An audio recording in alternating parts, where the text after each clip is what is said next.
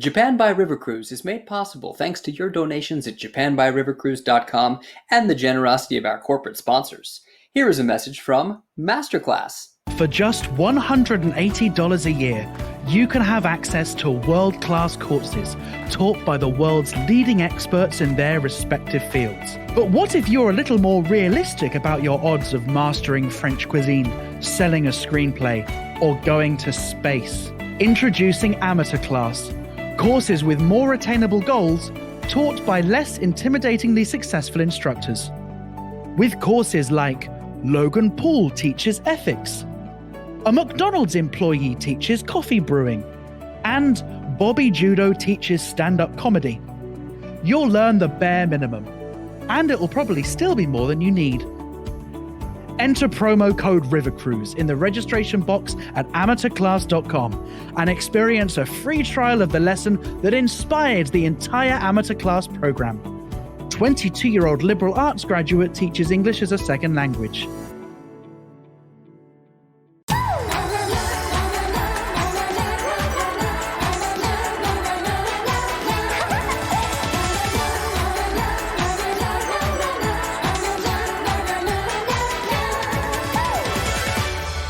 Hello, Brian, and welcome back to Japan by River Cruise. I'm Bobby Judo. And I'm Ollie Horn. On this week's show, another Japanese comedian is in trouble, this time for insensitive comments about people struggling financially during the state of emergency, proving once and for all that there is a wrong way to be pro-sex work. Also, if you bought a bogus PCR test kit from a known scammer, well, why did you do that? Stay tuned for a detailed discussion of how dumb you are. Plus, Ollie's got your weekly River Cruise recommendation. Ollie? Yes, this week's recommendation is a quaint little Kita-Kyushu cruise, which has a vegetarian owl cafe on board, which we highly recommend to any vegetarian owls who fancy a boat trip. And in many ways, the river cruise industry is suffering through its most difficult economic downturn ever. But later in the show, we'll talk to Marusan Holdings, proud owner of the largest riverboat fleet in all of East Asia, about why, in many ways, there's never been a better time for you to buy one of their boats. But first, Soap Talk.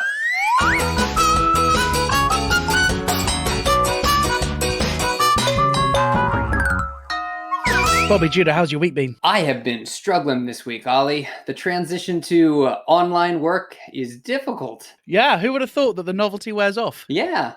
Who would have thought that like creative content that's designed to be interactive is just really difficult to replicate when you're really far away from people with a 4-second time lag between your remarks?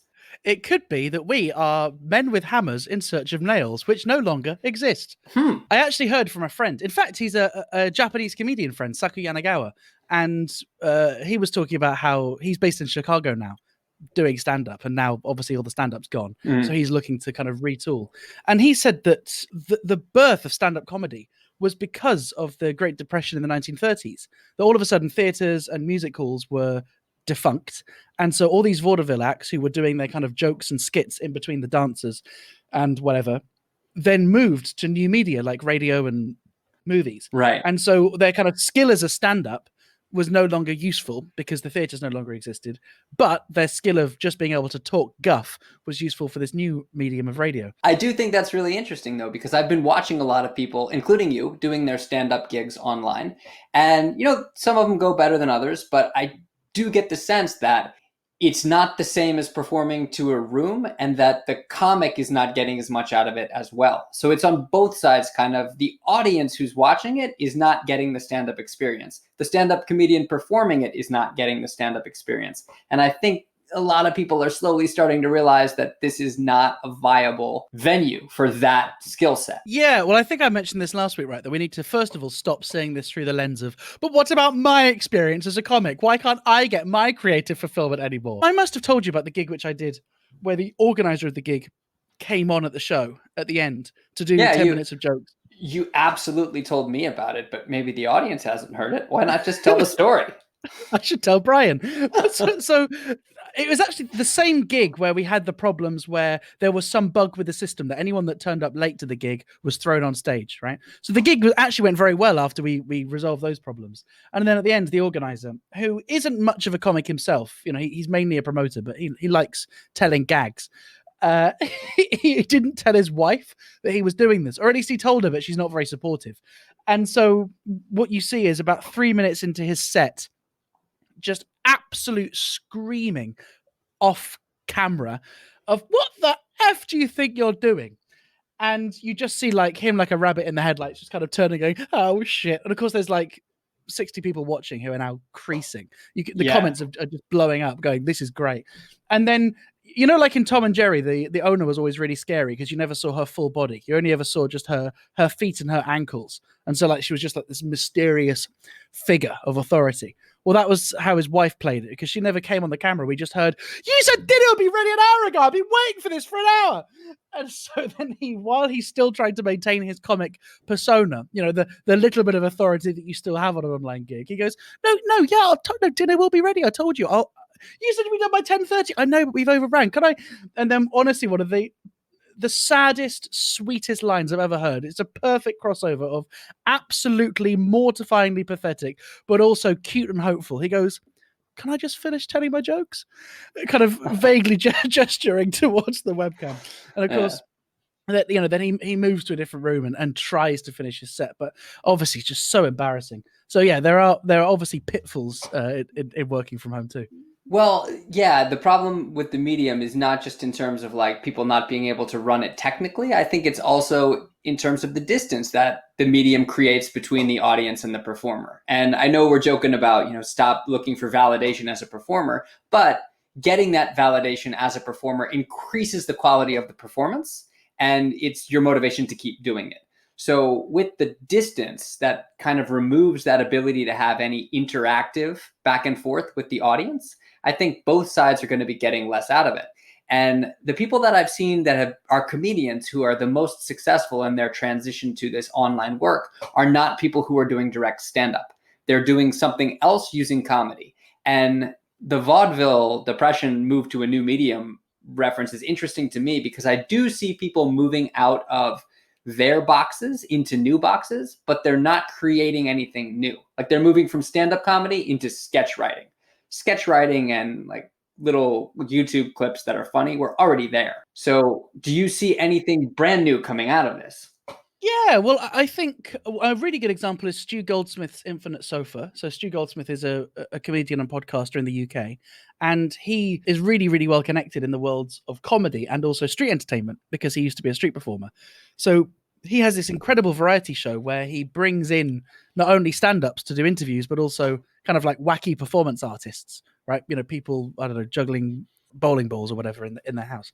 And so he's created something which I think, but for the fact that there are no live gigs, he probably would never have created this show. Sam C in Singapore's got a loads of online content, loads of online game shows where he's bringing in guests from all around the world that he'd never normally have access to. So I think there's some activity like that, but I do agree that generally they're not using this as an opportunity to create something brand new. But also, I mean, fair play. We've only been in this for a few weeks, and everyone's stressed as it is.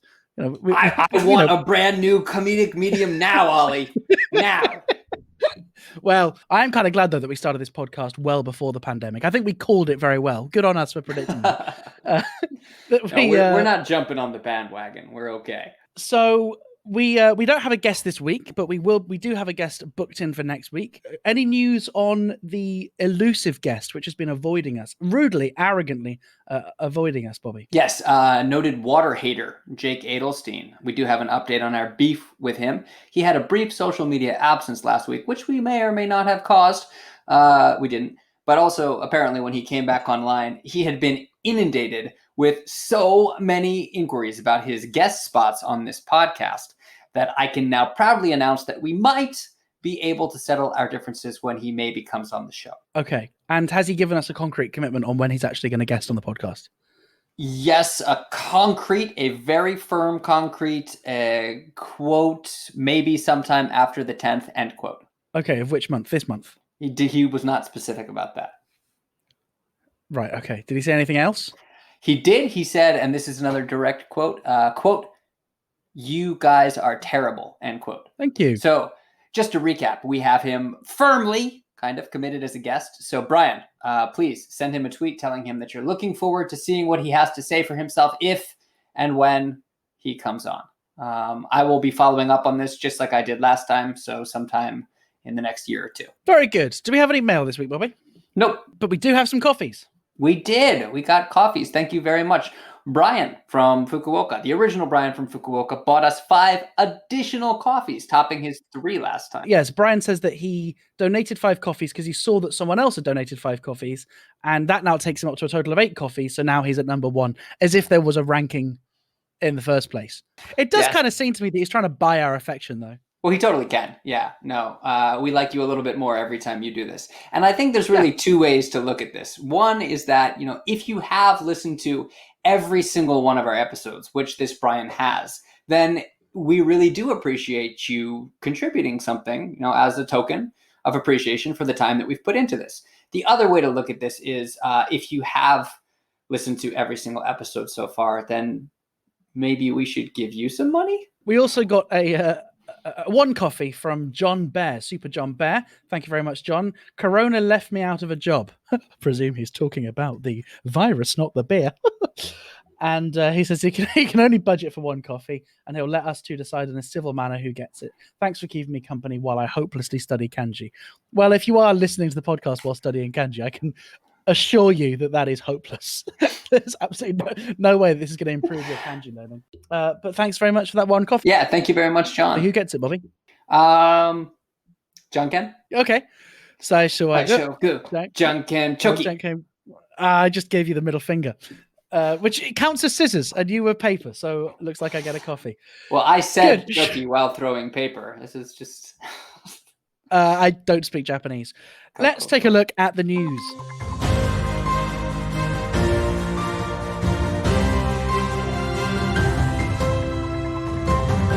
Bobby, Judo, what horrific things have happened in Japan this week?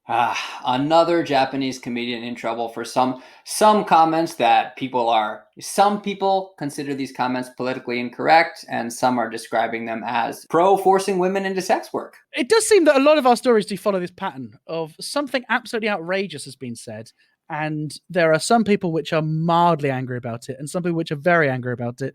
And our position is we're really angry with the ones that are mildly angry about it. That's a fair summary, I think. But it especially applies this time. This is about Okamura Takashi, who's a member of the comedy duo 99.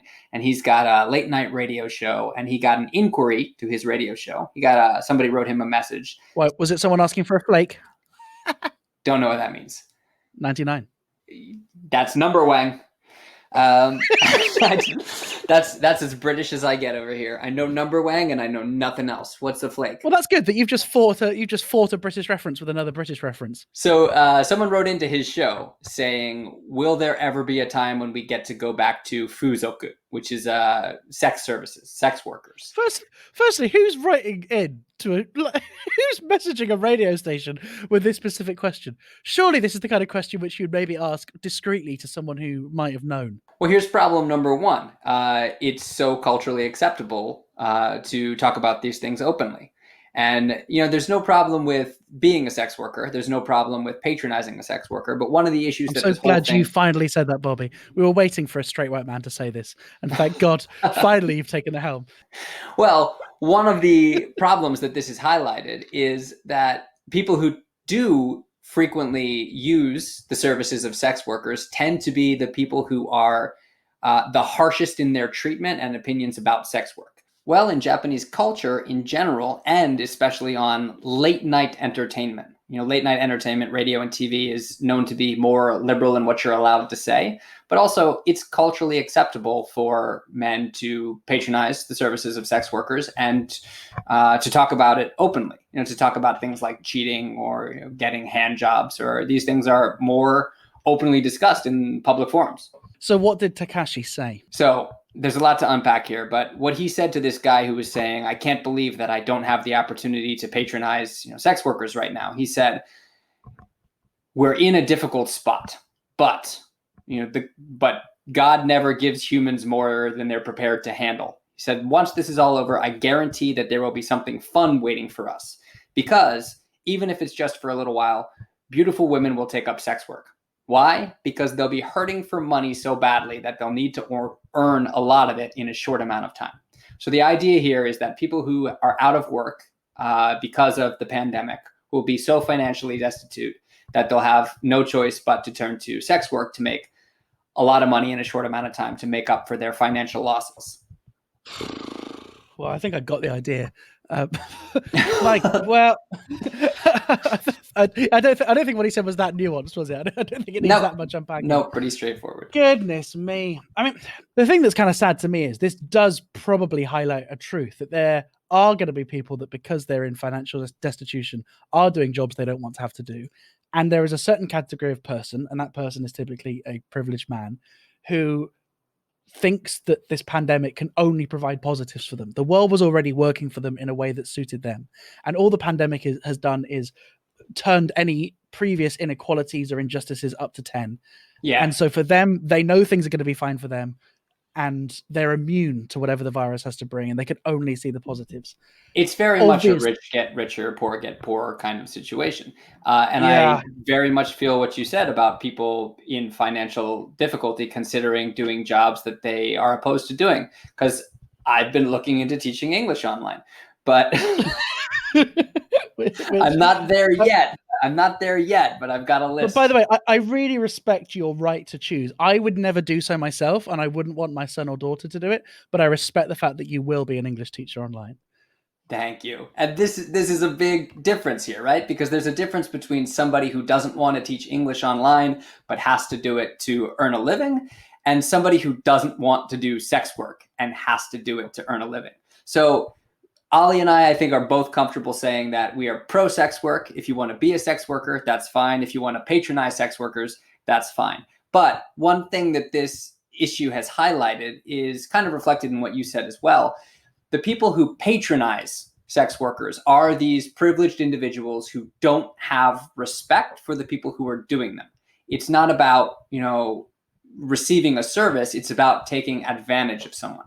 And the idea that there was this element to his comment about the idea of looking forward to, that was what he was looking forward to in this fun kind of sense, was that somebody who did not want to be doing this would have to be doing this. And it'd be a better quality it'd be a prettier girl than you usually get, I guess. So do you reckon this is the mentality then, that rather seeing the person that you're employing to have sex with you as an equal or someone of superior status that you're having to pay for, the mentality that I guess he's revealing in this comment is he likes the fact that his money can be coercive? I think there's a part of it that is exactly that. And I think that's where a lot of the backlash is coming from. I saw a Japanese sex worker who tweeted in response to this about how it's emblematic of the idea that the people who actually use sex workers more frequently are the people who are the most likely to shit on them. The people who are most likely to have negative opinions about sex workers, or to say, shut up and take it. It was, she said it in Japanese, but it was basically, it was shut up and suck on it was her exact phrasing. So thank you, Bobby. Yeah. Look in the show notes for the Japanese translation of shut up and suck it. We'll write it in kanji for you, John Bear. So yeah, the element that he was taking pleasure in people's financial struggle and taking pleasure in the idea that he would be able to exploit that for his own sexual gratification. Also, lest we forget the fact that the comment never needed to be made in the first place. Like, even if he did get an email into his radio show saying, "Oh, I miss sex work," that might have been an amazing opportunity for him to go, yeah, I mean, this pandemic is obviously making a lot of people lonely, and maybe we can use this as a moment to reflect on quite how much we value the industry. And maybe if you do have a particular sex worker you frequented, then maybe you can pay her some money anyway, despite the fact you can't meet, just to show your... Like, there's so many really lovely directions that this question could have been taken in. I agree. I think it was an opportunity for that kind of discussion to be had, but I think he's a comedian on a comedy radio show. And as we're discovering, as we say this on our podcast, it might be a great message, but it's not funny. So one of the defenses of this is that he's a comedian. He was trying to say something funny. But if you analyze what he actually said on a comedic level, there's no joke. Yeah, there's no joke. Okay, then, Bobby, I challenge you to come up with a joke based on the exploitation of beautiful women who face financial destitution as a result of a global pandemic. I'll need a couple of years. 1.5 of which will be spent drafting my apology. Speaking Speaking of apologies, he has responded to the backlash. He's a Yoshimoto comedian. Yoshimoto has also responded. The radio station itself apologized the very next day. It took a couple more days for them to get an apology up on Yoshimoto. And here again, I mean, I think this shows how slowly change happens in Japanese society, because the apology itself is boilerplate. It's just straight up boilerplate. It's the bare minimum of what needed to be said. He used the word futekisetsu, which means inappropriate. And it's the go-to for anything. It's the go-to apology for anything. You say, I said or did something futekisetsu, which means inappropriate. There's I did a bad thing. Yeah, there's no deep dive into why it was bad. It's just, I did something bad, I said something inappropriate, and I regret it. And here's a guy who was in the running for hosting Kohaku Utagassen, which is one of NHK's biggest yearly shows, and works on all these other major programs. And some people think that this might cost him work, but the reaction from the industry itself has been so lukewarm, and the apology is such a brush off that I don't think in the end it will affect him negatively whatsoever. So is there any positive to take from the story? I think the fact that there is a backlash at all is a positive, because, you know, when I first got to Japan, these kinds of things were said regularly with nobody. I mean, 10 years ago, nobody was saying this is inappropriate. It's just kind of, you know, people who didn't find it funny just quietly didn't find it funny. And now for there to be a backlash, I think it's a big deal. I think the saddest thing about this whole story is that it probably does highlight a truth. And the best comedy is supposed to highlight uncomfortable truths. And an uncomfortable truth probably is that Japan does not have a good safety net for people in the lowest income bracket. And there will be people who are struggling to make ends meet and will do jobs which they otherwise would not have wanted to do. And one of those jobs is probably sex work, because when you're a woman under the age of 30 with no other qualifications because the education system's let you down, I don't know, maybe you applied for medical school, but they didn't let you in because you weren't a man, or whatever else it is. The system which is most set up to support you flourishing is the sex industry. Yeah, former idol Amina Dijon tweeted about this as well. She said one of the things that she wishes they would talk more about is the fact that there aren't any lucrative jobs for women in Japan other than sex work. Well, one thing you can do if you want to earn lots of money without having any qualifications is simply lie about your qualifications. Let's have a look at the next story. This story is absolutely wild. Firstly, I have to say a big thanks to Makiko Ito, who's a journalist on Twitter, who's done an excellent summary of this, which I'm basically going to read out to you, Bobby. But, right, there has been a corona testing kit, which costs $150, which is sold by Rakuten. Rakuten, one of the biggest retailers in Japan. And I looked into this a bit more. Rakuten is everywhere. They own brands in like so many different countries. They bought a couple of UK e-commerce sites. They're huge. So they've been selling this testing kit for corona for $150 per kit, minimum order of 100. It's basically for companies to test their employees so they can send them back to work without any risks of liability, right? You know, go get healthy, go work, go make some money for us. That's a good note. It's not without any health risks. It's without any risks of liability. They don't care about your health. They care about being able to say, you tested negative, you can go back to work. Precisely. And so it's a home testing kit. You stick a swab up the nose, and it uses a testing type called PCR, right, which is the polymerase chain reaction. I think our listeners know what that is. I'm not going to spend any time. Just wasting time explaining it. Absolutely. But the funny thing about this test is it's like double bad. So the first thing is it can be prone to a sampling error, which means if you don't have enough of the virus in you, even if you are infected, you'll still flag as negative. Plus, sometimes it was flagging as positive, even if you don't have the virus. So absolutely, completely useless test. The Japan Medical Association called this offering highly problematic, which is Japanese euphemism for fucked. And and so Rakuten has a stake in Genesis Healthcare. They own some shares in the company. And so everyone's now looking into this company, Genesis Healthcare, and it's being run by a lady called Iri Baran Sato, which does not sound like a real name. Yeah, right, exactly. That already sounds like a villain in a Disney story. Yeah. And basically, she's got history of coming up with medical companies which don't work, right? Like, so she had this genome company where you had to, where your body was either a pear or an apple or something. I didn't really spend much time looking into that. It was a diet method, right? this was hugely popular in Japan like a handful of years ago. It was a diet method based on your body's genome type. And Right. there was pear, apple, and banana, maybe, I think, were the three fruits that you could be. Okay. I think I'm a potato.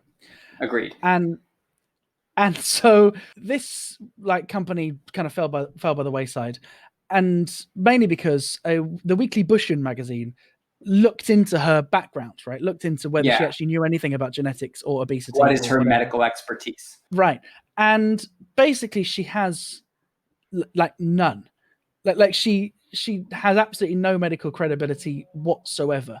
She calls herself a doctor. She's not. She said that she'd done her training abroad. She said that she had a double major in medicine and political science at the age of 21 from Cornell University. Then she obtained a Yeah. PhD and an MBA from Waseda University. And she said she was a certified heart surgeon in New York State, because if you're going to lie, you might as well go big. And then that was just found to all be nonsense. New York City Medical Board said they'd never heard of her. And I remember when they this. asked, I remember this yeah, because she claimed that she'd grown up overseas and done all her education overseas. And when she started to get caught out for lying on it, her excuse was one that like the universities over there were not allowed to release personal information. And then when that didn't work, the next go-to excuse was, I was raised overseas. I don't understand Japanese well enough to represent myself and to respond to these questions. which, by the way, any foreigner living in Japan who's listening to this podcast has absolutely used that excuse before. Well, she's not the first person who's done this. This reminds me of Sean Kay, a guy whose real name is Shinichi Kawakami or something like that. But he changed his name to Sean McCardle Kawakami, and represented himself as a Harvard MBA grad and parlayed that into a career as a Japanese radio personality and TV personality. So he repped himself as a Harvard MBA grad, but in reality, when they caught him out in the lie, they found out he'd only actually ever attended 3 open lectures. He audited 3 open lectures at Harvard. Hey, man. Maybe Yeah. these lectures were really good. Maybe that's all he needed. This reminds me of a tweet which I saw, which was 2 books lined up in a bookshop. One book which said, everything they teach you in the Harvard MBA. And then the second book said, everything they don't teach you in the Harvard MBA. And someone tweeted saying, well, that's it. That's the sum of all human knowledge in 2 books. I do think what you're saying about, the title and the credential is really accurate. In Japan, it's so important. And it doesn't necessarily even have to be foreign. I remember hearing advice from another foreigner in the industry that was like, if you want to be doing something, just make yourself a name card, make yourself a meishi that says that that's what you do, and pass it out. That's exactly what I did. I'd never done any voiceover before, but I put voiceover artist on my name card, and all of a sudden you are one. It's brilliant. You could do this for anything. Yes, but the difference here is that you could be a voiceover artist without causing harm to anybody. This Serika Sato, Iribaran Sato. You don't know. Some of the listeners of these podcasts are going through some pretty dark moments while they're listening to this. She's selling medical equipment, though. I mean, I think there's a difference between saying I'm a comedian or I'm a voiceover artist and selling medical equipment. Yeah, I think that's the point, because I think Japan places far too high importance on status, right? Which university you graduated from, which company you work at. And I can see why, because if you're lazy and you don't really want to investigate what that person's really like, it can be used as a useful proxy, right? Yeah. Like maybe you'll get it right 95% of the time that someone that graduated from this college has a certain skill set. Especially in a society like Japan, when somebody is presenting their credentials, the odds that they're lying are very, very low. Japan does put a lot of importance and emphasis on status. I think that's specifically Japanese, but I don't know if the idea that having a fake foreign credential will get you places is uniquely Japanese. And you know whose insight I would really like to get on this? We've mentioned him already in the show. It's 2016 and 2017 Japan Comedian of the Year, Saku Yanagawa. Right, I ought to explain, but this proves the point, right? A couple of Japanese comedians got together and decided they wanted to give themselves awards. And so they just created some awards, and just now them out. Yeah, literally. He's my friend Meshida. He just opened up Microsoft PowerPoint or whatever it was, created a certificate, and now there's a generation of young Japanese comedians who are Japan's Comedian of the Year. And it wasn't Japanese Comedian of the Year; it was Japan's Comedian of the Year, which made me think that I could get in on it too. But turns out, never needed to ask him. Just printed out my own.